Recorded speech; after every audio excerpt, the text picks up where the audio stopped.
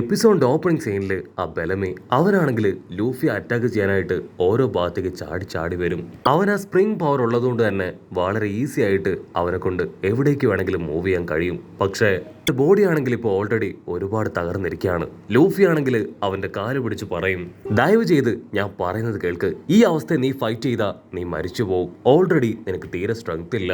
അതിനവൻ പല്ല് കടിച്ചു പറയും, നീ ഒന്നും എന്നെ കുറിച്ച് ഓർത്ത് വിഷമിക്കേണ്ട ആവശ്യമില്ല, ഞാൻ നിന്റെ എനിമിയാണ്, നിന്നെ തകർക്കുക എന്നാണ് ഇപ്പോഴത്തെ എന്റെ ലക്ഷ്യം എന്ന് പറഞ്ഞ് അവൻ ലൂഫിക്ക് നേരെ പാഞ്ഞടുക്കുകയാണ്. അതേസമയം ഇവിടെ പിക്കയാണെങ്കിൽ സോറോയെ അവനെ അറ്റാക്ക് ചെയ്യണം എന്ന പേരിൽ അവന്റെ തന്നെ ആൾക്കാരെ അറഞ്ചം പുറഞ്ച് അറ്റാക്ക് ചെയ്യാണ്. ഉടനെ അവിടെ ഉണ്ടായിരുന്നവരെല്ലാവരും അടി പേടിച്ച് ഒരുപാട് ഭാഗത്തേക്ക് ചിന്നിച്ചെതറി ഓടും. ഇവിടെ ബേബി ഫൈ ആണെങ്കിൽ ആ സായിയോട് ഫൈറ്റ് ഇട്ട് ഇപ്പോ അവനിൽ അങ്ങനെ ഇംപ്രസ്ഡ് ആയിട്ട് നിൽക്കുകയാണ്. വെറുത്ത് ഇപ്പൊ അവനെ കല്യാണം കഴിക്കാനുള്ള ആഗ്രഹത്തിലേക്ക് നമ്മുടെ ചുന്ദരി പെണ്ണ് എത്തിക്കഴിഞ്ഞു. അവനാണെങ്കിൽ വണ്ടർ അടിക്കും, ഇവക്ക് തലയ്ക്ക് സുഖമില്ലേയും ചിന്തിച്ച് അവനാണെങ്കിൽ അവളെ തന്നെ നോക്കുകയാണ്. ഇവിടെ ലാവോജി ആണെങ്കിൽ ജിഞ്ചെ ഒരൊറ്റ അടി അടിക്കും. ആ ഒരു അടിയില് ജിഞ്ച പറന്നു പോവാണ്. ലാവോജിക്കാണെങ്കിൽ വയസ്സായതുകൊണ്ട് തന്നെ ഇത്രയും വലിയ കിക്കൊന്നും ആളെ കൊണ്ട് ഇപ്പൊ പറ്റില്ല. ആള് നടുവിന് കൈയൊക്കെ താങ്ങി അങ്ങനെ നടക്കുകയാണ്. താടിക്കാരൻ അപ്പാപ്പൻ ജിഞ്ചാവു ആണെങ്കിൽ താഴേക്ക് വീഴുമ്പോഴേക്കും ആ ലാവോജി അവനാണെങ്കിൽ നടുവിന് കൈയും താങ്ങി വീണ്ടും അപ്പാപ്പനെ പിടിച്ചു വലിച്ച് അറഞ്ച പുറഞ്ച ആഞ്ഞെട്ടിക്കും. അപ്പാപ്പനാണെങ്കിൽ എന്തെങ്കിലും ചെയ്യാൻ ശ്രമിക്കുമ്പോഴേക്കും 10-20 ഇടി ഒരുമിച്ച് ആളുടെ മുഖത്ത് കിട്ടിക്കഴിഞ്ഞു. അപ്പാപ്പന്റെ ഓരോരോ ജോയിൻസിലും ലാവോജി ഇടിച്ച് വലിയ വലിയ ക്രാക്കുകൾ ക്രിയേറ്റ് ചെയ്യാണ്. അപ്പാപ്പനാണെങ്കിൽ ഇപ്പൊ ഒന്ന് എഴുന്നേറ്റ് നിൽക്കാൻ പോലും കഴിയില്ല. ലാവോജി ആണെങ്കിൽ വലിയ എന്തോ റോക്കറ്റ് വിട്ട സന്തോഷത്തില് അങ്ങനെ പോസൊക്കെ കൊടുത്ത് ഹായ് ആയിട്ട് നിൽക്കും. ലാവോജി ആണെങ്കിൽ ഇപ്പൊ അവന്റെ അസിസ്റ്റൻസിനെ നോക്കി അവന്റെ പോസൊക്കെ കാണിച്ചു കൊടുക്കും. വയസ്സായവരുടെ പെയിൻ അത് മനസ്സിലാവും. അവന്റെ ഓരോ ബോൺസും ജോയിൻസും ഞാൻ ഇടിച്ചു നുറുക്കിന്ന് പറഞ്ഞ് ലാവോജി എന്നൊക്കെ പറഞ്ഞ് നിലവിളിച്ച് നിൽക്കും. അപ്പോഴായിരിക്കും അവന്റെ അസിസ്റ്റൻസ് പുറകിലേക്ക് വിരൽ ചൂണ്ടുക. ലാവോജി പതിയെ തിരിഞ്ഞു നോക്കും. ലാവോജി അത്രയും നേരം അറഞ്ചം പറഞ്ച ഇട്ടിച്ച നമ്മുടെ അപ്പൂപ്പൻ താടിക്കാരൻ ആളാണെങ്കിൽ എഴുന്നേറ്റ് നിൽക്കുകയാണ്. 500 മില്യൺ ബെറി ബൗണ്ടി ഉള്ള നമ്മുടെ ജിഞ്ചാവോ അപ്പാപ്പനെ തകർത്തു എന്ന് കരുതി ഓവർ കോൺഫിഡന്റ് ആയി നിന്ന ലാവോജിക്ക് ഇതൊരു വലിയ സർപ്രൈസ് ആണ്. ലാവോജിക്കാണെങ്കിൽ അടുത്ത് എന്ത് മൂവ് ചെയ്യണമെന്ന് അറിയില്ല. കട്ട് ചെയ്ത സായി അവനാണെങ്കിൽ ബേബി ഫൈയോട് തീർത്തു പറയും, എന്നെ കൊണ്ട് പറ്റില്ല, എന്നെപ്പോലെ ഒരു പെൺകുട്ടിയെ സ്വീകരിക്കാൻ എനിക്കാവില്ല. അത് കേട്ട് നമ്മുടെ അപ്പാപ്പൻ ആള് നിലവിളിച്ചു പറയും, സായി ഓൾറെഡി മറ്റൊരു ചുന്ദരി പെണ്ണുമായിട്ട് നിന്റെ എൻഗേജ്മെന്റ് കഴിഞ്ഞതല്ലേ, അവളെ വേണ്ടേ നീ കല്യാണം കഴിക്കാൻ. അതിന് സായി ആണെങ്കിൽ പ്രത്യേകിച്ച് മറുപടി പറയില്ല. അപ്പാപ്പൻ ലാവോജിക്കാണെങ്കിൽ ചത്താ മതിയെന്നാവും. ഇത്രയും വമ്പൻ ആക്ഷനൊക്കെ ഇട്ട് ലാവോജി ഇവിടെ നിന്നിട്ടും ആ താടിക്കാരൻ അപ്പാപ്പൻ ലാവോജിയെ മൈൻഡ് പോലും ചെയ്തില്ല. ഇവിടെ ബേബി ഫൈ ആണെങ്കിൽ സായിയോട് റിക്വസ്റ്റ് ചെയ്യാണ്, ദയവ് ചെയ്ത് എന്നെ ആക്സെപ്റ്റ് ചെയ്യണം, നീ പറയുന്നത് എന്ത് ചെയ്യാൻ ഞാൻ തയ്യാറാണെന്ന് പറഞ്ഞ് അവളാണെങ്കിൽ അവന്റെ കോളറൊക്കെ റെഡിയാക്കി കൊടുക്കും. അതിനവൻ പറയും, അങ്ങനെയാണെങ്കിൽ നീ ഒരു കാര്യം ചെയ്, നീ ഇപ്പൊ തന്നെ ഇവിടെ വെച്ച് സൂയിസൈഡ് ചെയ്യും, നീ ഇനിയും ജീവിച്ചിരുന്ന അത് എനിക്കും ട്രോഹാറ്റ് ലൂഫിയാൻ ടീമിനും വലിയ തലവേദനയാണ്, അതിലും നല്ലത് നീ മരിക്കുന്നത് തന്നെയാണ്. ബേബി ഫൈ ആണെങ്കിൽ അവനത് പറയേണ്ട താമസം അവളുടെ കൈ അത് ഗണ്ണാക്കി മാറ്റി അവളുടെ തന്നെ തലയിൽ വെക്കുകയാണ്. നിങ്ങൾക്ക് എല്ലാവർക്കും ഇഷ്ടം ഞാൻ മരിച്ചു പോകുന്നതാണല്ലേ, ആർക്കും എന്നെ വേണ്ട അല്ലേ, ഓക്കെ ഞാൻ മരിക്കാൻ തയ്യാറാണെന്ന് പറഞ്ഞ് അവള് ഗണ്ണ് തലയ്ക്ക് നേരെ നീട്ടും. അത് കണ്ട് താടിക്കാരൻ അപ്പാപ്പനാണെങ്കിൽ ഭയങ്കര സന്തോഷം, വാവ് അടിപൊളി, അവള് സൂയിസൈഡ് ചെയ്യണം, അതെനിക്ക് കാണണമെന്ന് പറയും. അത് കേട്ട് ഇപ്പൊ സായിക്ക് കാലി ഇളകും. യു ആർ അൺബിലീവബിൾ, നിങ്ങൾ എന്റെ മാസ്റ്റർ ആണ്, പക്ഷെ നിങ്ങൾ എന്റെ പേഴ്സണൽ കാര്യങ്ങളിലൊന്നും ഇടപെടാൻ പാടില്ല.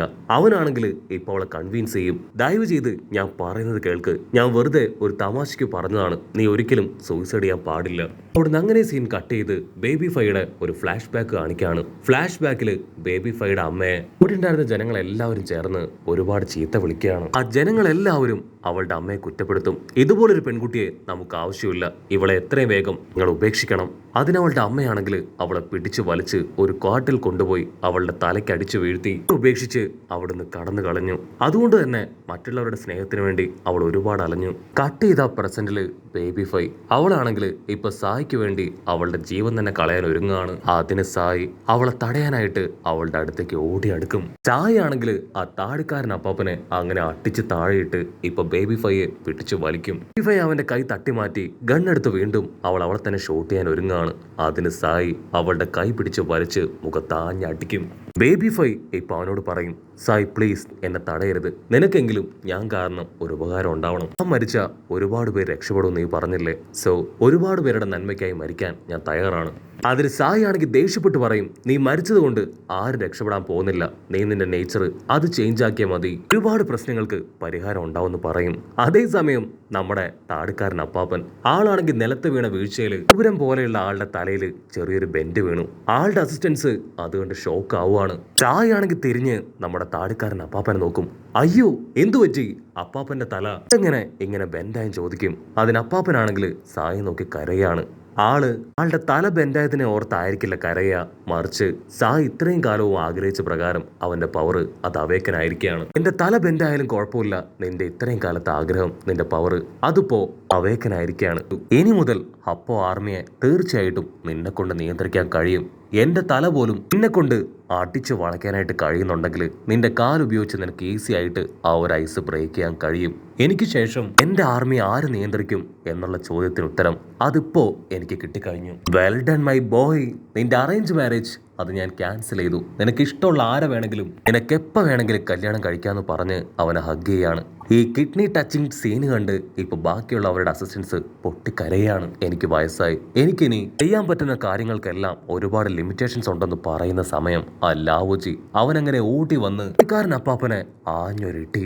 ഒരു സെക്കൻഡ് അപ്പാപ്പനും സായിയും ുള്ള എല്ലാവരും ഫ്രീസായി പോവാണ്. ഇങ്ങനെ ഒരു അറ്റാക്ക് അത് അവര് പ്രതീക്ഷിച്ചിരുന്നില്ല. ലാവോജിയുടെ ആ ഒരു സീൽ അറ്റാക്കില് ഇപ്പൊ ചോര തുളുമ്പി താടിക്കാരൻ അപ്പാപ്പൻ ആളങ്ങനെ തെറിച്ചു പോവാണ്. ആണെങ്കിൽ അപ്പാപ്പന്റെ പേര് വിളിച്ച് നിലവിളിക്കും. ചുറ്റുമുള്ളവർക്ക് എന്താ ചെയ്യേണ്ടതെന്ന് അറിയാതെ അവര് പകച്ചു നിൽക്കും. ലാവോജിയുടെ ഏറ്റവും വലിയ പവർ അതുപയോഗിച്ചാണ് ഇപ്പൊ അവൻ അറ്റാക്ക് ചെയ്തത്. മാത്രമല്ല ഇത്രയും കാലവും എക്സസൈസും ട്രെയിനിങ് ഒക്കെ ചെയ്ത് ചേർത്ത് വെച്ച പവറും മസിലും ഒക്കെ ഉപയോഗിച്ചാണ് ആഞ്ഞടിച്ച് താടിക്കാരൻ അപ്പാപ്പനെ ഇപ്പൊ സൈഡ് ആക്കിയത്. ആ ഒരു അടിയില് അപ്പാപ്പന്റെ നെഞ്ചില് ലാവോജിയുടെ മുദ്ര പതിയും. ലാവോജിക്കാണെങ്കിൽ യാതൊരു കൂസലും ഇല്ലാതെ അവന്റെ പേര് തന്നെ വിളിച്ചു പറഞ്ഞ് ഡാൻസ് ഒക്കെ കളിക്കുകയാണ്. അതിനുശേഷം സായിയുടെ അടുത്തേക്ക് വരും. സായ്, നിനക്കും നിന്റെ ഗ്രാൻഡ് പയ്ക്ക് കൊടുത്ത പോലെ നല്ലൊരു പഞ്ച് വേണോ?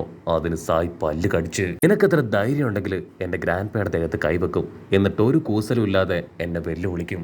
ഒരു കാരണവശാലും നീ ഇനി ഇവിടുന്ന് ജീവനോടുകൂടെ പോവില്ല എന്ന് പറഞ്ഞ് സായി ആണെങ്കിൽ ലാവോജി അറ്റാക്ക് ചെയ്യാൻ തയ്യാറാവും.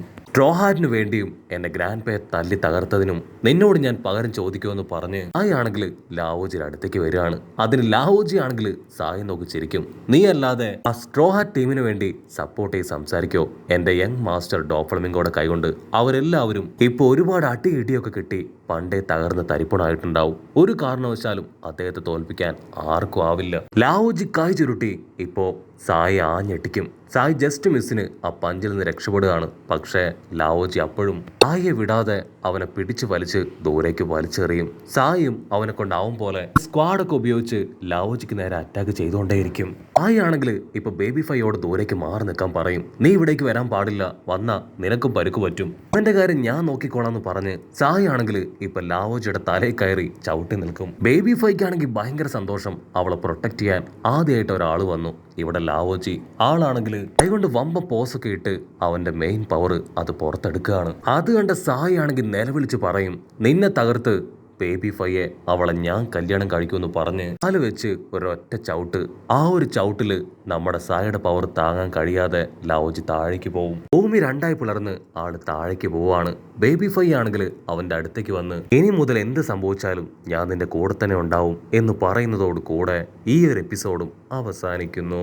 എപ്പിസോഡ് ഇഷ്ടപ്പെടുകയാണെങ്കിൽ തീർച്ചയായിട്ടും ലൈക്ക് ചെയ്യാനും കമന്റ് ചെയ്യാനും ഷെയർ ചെയ്യാനും മറക്കല്ലേ. അടുത്തൊരു അടിപൊളി എപ്പിസോഡുമായിട്ട് കാണുന്നവരെ it's me with Mallu episode.